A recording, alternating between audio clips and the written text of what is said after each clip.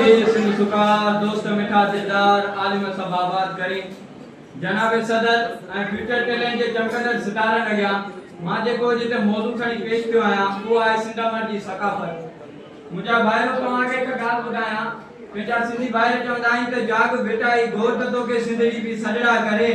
अबा भिटाई छो जागे? भिटाई त एॾो वॾो पैगाम ॾेई वियो जंहिंजी लत में शायदि मुजाहिद फरमायो मतां जागी भिट धणी हिते थियनि की सकलूर सुतो पियो हुज सुख सां तूं सांधे पंहिंजा सूर हिते माण्हू अथई मगरूर हथां हाणे सूलो घाट में। लतीफ़ साईं पैगाम ॾेई वियो,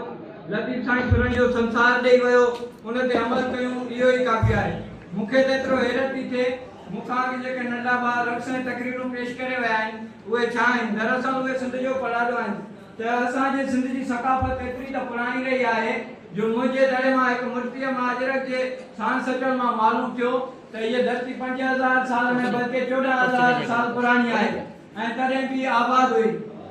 त तुंहिंजे आदम जदादनि खां तुंहिंजे शेरनि आबादनि खां न को नेण न की नालो न की आदम हवा नालो पुटी ऐं कान हुई मिस्री जेका तहज़ीब हुजे मिस्री उन खां अॻु जॾहिं खां ठहियो आहे जग तॾहिं खां सिंध वई आहे तॾहिं खां सिंध रही आहे। हिन मादर भूमि मुंहिंजी धरती सिंध अमरता सदके सदके तुंहिंजे पंधनि बड़ वकड़नि ऐं रस्तनि तामा सदके सदके ही बबर बेरियूं खायूं जायूं ख़बरनि तामा सदके सदके को लाड़ विचोलो उत्तर काचो थर जे तरदा सदके सदके सिंधु दरिया जी मौजुनि जी गड़गड़दा सदके सदके धरती लाए धड़के जा दिल उन धड़ धड़ता मां सदके सदके कुआं तगड़दा सदके सदके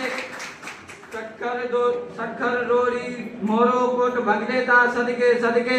कंध नवाई शाह भिटाई दोरी भरता सदके सदके सिंध जी पाक मिटीअ तां सदके सदके सिंध अमर तां सदके सदके। असीं जागंदासीं कोन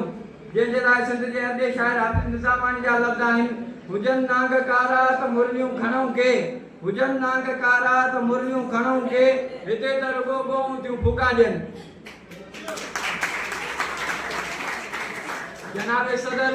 हिन निमानी सिंध जे सूरनि जी दास्तान मां चंद लफ़्ज़नि में बयान करे उन खां पोइ पंहिंजी जाइ वठंदुमि। चलो जिते नंढड़ा ॿार हुजनि जिते पोरियूं खणियो पार पिननि जिते चौकीदार बि चोर हुजनि जिते ऑफिसर रिश्वतखोर हुजनि जिते खांडोरा खिंडोर हुजनि जिते वात में गुटको पान हुजे जिते गदी गदी में गंद हुजे जिते बिजली जा कोराम हुजनि जिते सूरनि जा सामान हुजनि जिते साफ़ी लिखंदा कूड़ हुजनि जिते दियाद जेको जाम हुजे पर दहशत गर्दी आम हुजे सा सिंध नदन की मोजिया सा सिंध नदन की मोजिया। महिरबानी।